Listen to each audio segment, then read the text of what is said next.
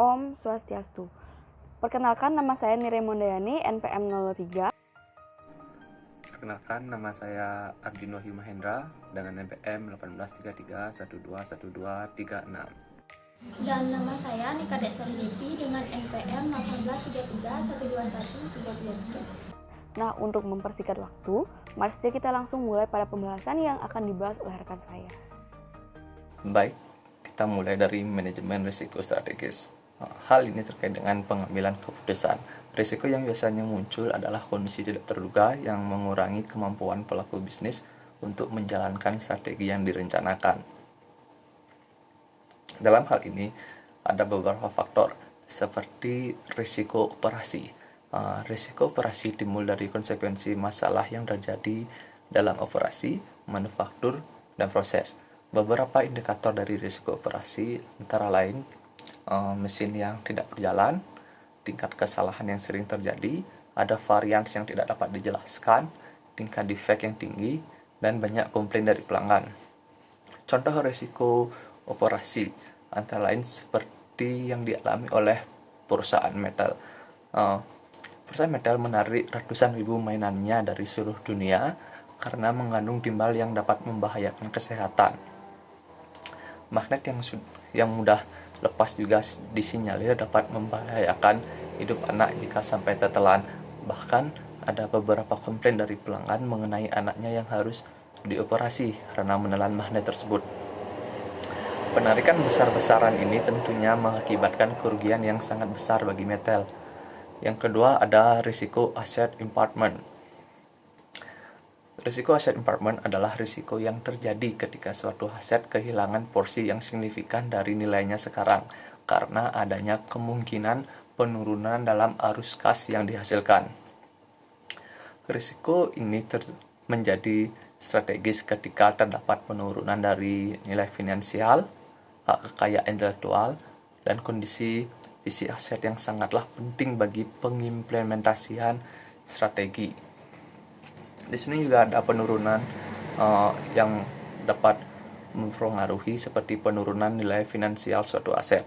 Contohnya, ketika krisis subprime mortgage, lalu harga-harga rumah di Amerika turun drastis, sehingga kerugian besar dialami oleh para manajer investasi yang bermain di sektor subprime. Efek dominonya juga merugikan semua orang di seluruh dunia yang bermain di indeks dan saham lokal. Lalu ada hak kekayaan intelektual.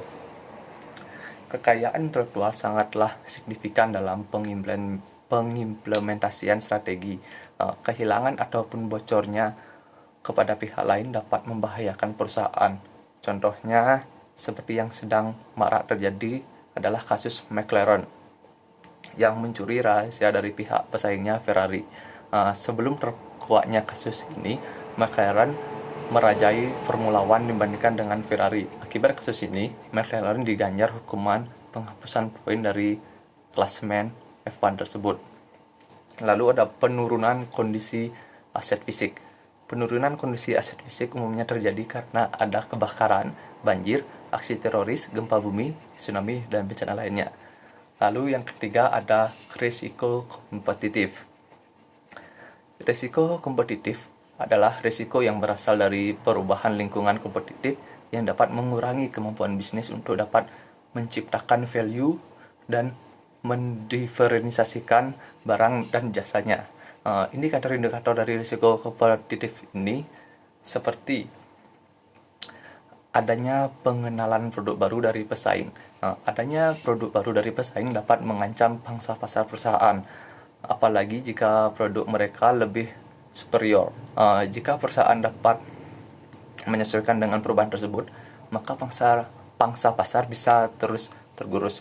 Misalnya, ketika pertama kali Wings Food mengeluarkan mie sedap yang lebih murah dibandingkan dengan Indomie, mereka dengan cepat berhasil menggerus pangsa pasar Indofood. Lalu adanya perubahan regulasi. Perubahan regulasi dari pemerintah jika dapat diikuti dengan penyesuaian bisa men-stop jalannya bisnis. Misalnya regulasi terbaru BI mengenai Single Version Policy, yang berarti pemerintah kedepannya hanya boleh memiliki satu BUMN saja. Tentunya hal ini menimbulkan risiko bahwa kedepannya akan ada bank-bank yang tidak eksis lagi.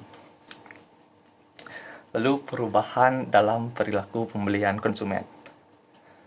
Bisnis harus selalu peka terhadap perubahan, terutama dalam perilaku pembelian konsumen. Dalam musim-musim tertentu, tentu ada peak season, misalnya lebaran. Jika perusahaan tidak pandai-pandai mencoba membaca permintaan yang meningkat dan menyesuaikan kapasitas produksinya, maka pangsa pasarnya bisa diambil oleh pesaing. Yang keempat, ada risiko franchise.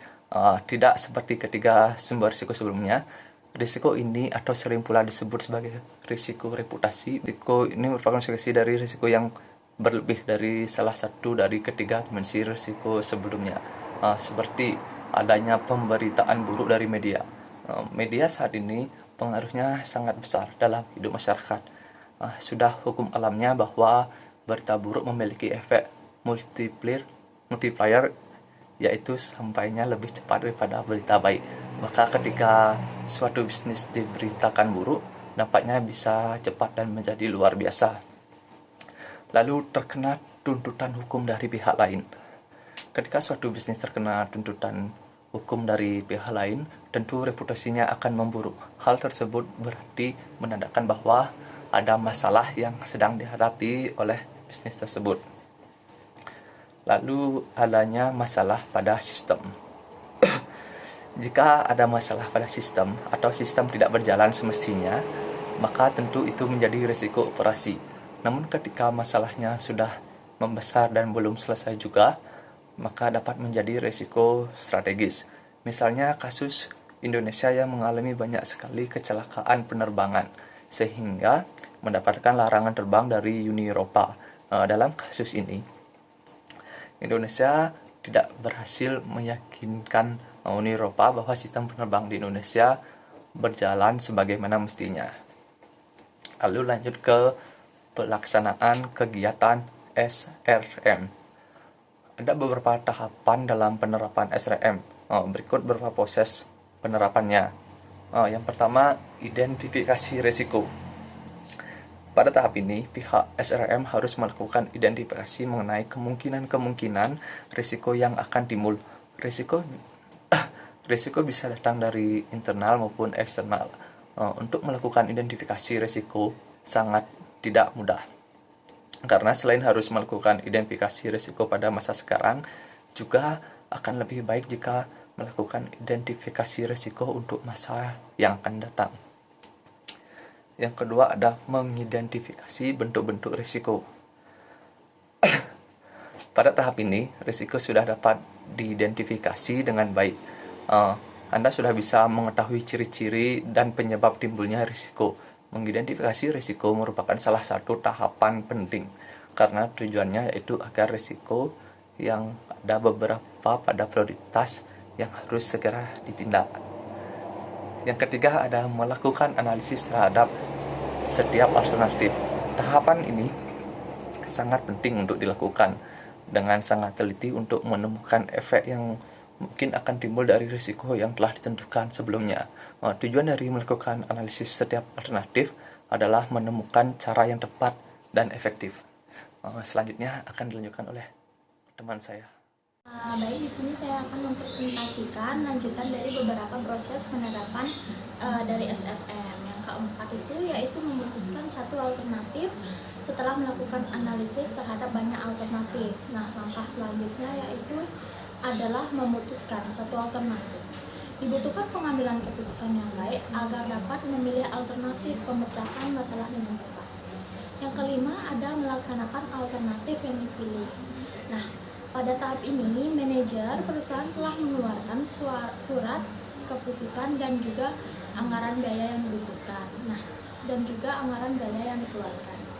Yang keenam ada mengontrol alternatif yang dipilih. Nah, agar alternatif yang dipilih berjalan dengan baik, maka harus dilakukan tindakan pengontrolan dengan melakukan kontrol akan membantu perusahaan untuk bisa mengevaluasi jika terjadi kekurangan. Selanjutnya ada pengukuran risiko. Nah, Pengukuran itu apa sih? Nah, pengukuran itu adalah usaha untuk mengetahui besar atau kecilnya resiko yang akan terjadi. Hal ini dilakukan untuk melihat tinggi resiko yang dihadapi perusahaan dan kemudian dapat melihat dampak dari resiko terhadap kinerja perusahaan, sekaligus dapat melakukan prioritas resiko dan di mana resiko ini yang mana yang relevan. Dan yang kedua yaitu ada manfaat pengukuran risiko. Nah, untuk menentukan kepentingan relatif dari suatu risiko yang dihadapi untuk mendapatkan informasi yang sangat dibutuhkan oleh manajer risiko dalam upaya menentukan cara dan kombinasi cara-cara yang paling dapat diterima atau paling baik dalam penggunaan sarana penanggulangan risiko. Selanjutnya ada dimensi yang diukur. Nah, besarnya frekuensi kerugian artinya berapa kali terjadi suatu kerugian selama suatu periode tertentu. Nah, tingkat kegawatan atau keparahan dari kerugian tersebut artinya untuk mengetahui sampai seberapa besar pengaruh dari suatu kerugian terhadap kondisi perusahaan, terutama kondisi finansialnya. Dari hasil pengukuran yang mencakup dua dimensi tersebut, paling tidak dapat diketahui yang pertama ada nilai rata-rata dari kerugian selama suatu periode anggaran. Yang kedua, ada variasi nilai kerugian dari satu periode anggaran ke periode anggaran lainnya, dan naik turunnya nilai kerugian dari waktu ke waktu. Yang ketiga, ada dampak keseluruhan dari kerugian-kerugian tersebut. Nah, kerugian yang ditanggung sendiri atau diretensi, jadi tidak hanya nilai rupiahnya saja. Baik, di sini ada teknik pengukuran risiko. Yang pertama ada pengukuran dengan distribusi probabilitas, yang dimana digunakan sebagai gambaran kualitatif dari peluang atau frekuensi dan pendapat dari kejadian atau hasil yang spesifik, dan diukur dengan rasio dari kejadian atau hasil yang spesifik terhadap jumlah kemungkinan kejadian atau hasil. Nah, probabilitas ini dilamakan dengan angka dari 0 dan 1. Dengan 0 menandakan kejadian atau hasil yang tidak mungkin, dan 1 menandakan kejadian atau hasil yang pasti. Yang kedua ada risiko nasional yang diukur berdasarkan nilai eksposur. Nah, contohnya yaitu pengukuran risiko kredit dengan metode nosional, di mana jika perusahaan meminjamkan uang kepada pihak lain senilai 2 miliar, maka besarnya risiko kredit berdasarkan pendekatan nasional adalah 2 miliar. Yang ketiga ada sensitivitas, di mana risiko yang diukur berdasarkan seberapa sensitif suatu eksposur terhadap perubahan faktor penentu. Contohnya paling populer adalah risiko aset keuangan atau sekuritas, yang diukur berdasarkan sensitivitas tingkat atau return aset yang terkait dengan perubahan tingkat pasar. Nah, ukuran ini dikenal sebagai beta pasar. Yang keempat ada volatilitas, di mana risiko yang diukur berdasarkan seberapa besar nilai eksposur berfluktuasi. Nah, ukuran yang umum adalah standar deviasi, di mana semakin besar standar deviasi suatu eksposur, semakin berfluktuasi nilai eksposur tersebut yang berisiko risiko atau aset tersebut. Yang kelima ada pendekatan VAR atau value at risk, di mana diukur berdasarkan kerugian maksimum yang dapat terjadi pada suatu aset atau investasi selama periode tertentu dengan tingkat keyakinan atau level of confidence tertentu. Selanjutnya yang keenam yaitu ada matriks frekuensi dan signifikansi risiko, di mana teknik pengukurannya cukup sederhana atau tidak terlalu melibatkan kuantifikasi yang rumit adalah mengkelompokkan risiko berdasarkan dua dimensi, yaitu frekuensi dan signifikansi. Terdapat dua hal dalam proses tersebut, yaitu yang pertama ada standar memperbesar risiko, yang kedua ada menerapkan standar tersebut untuk risiko yang telah diidentifikasi. Sekian presentasi dari saya. Baik, selanjutnya yakni keterkaitan tujuan dan pengukuran dalam social risk management. Nah, tujuan dari manajemen risiko itu yakni untuk menjamin bahwa suatu perusahaan atau organisasi dapat memahami, mengukur, serta memonitor berbagai macam risiko yang terjadi, dan juga memastikan bahwa kebijakan-kebijakan yang telah dibuat itu dapat mengendalikan berbagai macam risiko. Nah, secara umum, manajemen risiko itu digunakan untuk dasar agar bisa memprediksi bahaya atau hal yang tidak menyenangkan yang akan dihadapi dari perhitungan yang cermat serta pertimbangan yang matang dari berbagai informasi yang terdapat di awal untuk menghindari hal-hal yang tidak diinginkan. Nah, secara khusus, tujuan dari manajemen risiko itu yakni menyediakan informasi mengenai risiko kepada regulator. Yang kedua yakni meminimalkan kerugian dari berbagai risiko uncontrolled.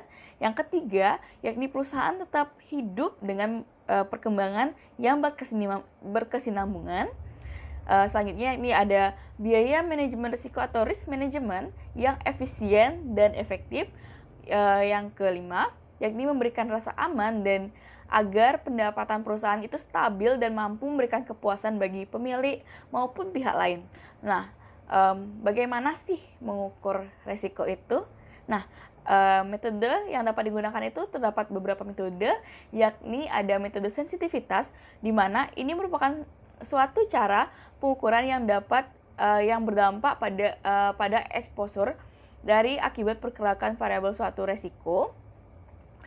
Yang kedua yakni metode volatilitas, di mana ini merupakan metode yang menunjukkan besaran kemungkinan hasil di sekitar ekspektasi hasil. Nah, yang ketiga yakni risiko di sisi bawah atau downside risiko. Nah, risiko ini hanya mengukur potensi dan dampak buruk bila risiko menjadi kenyataan.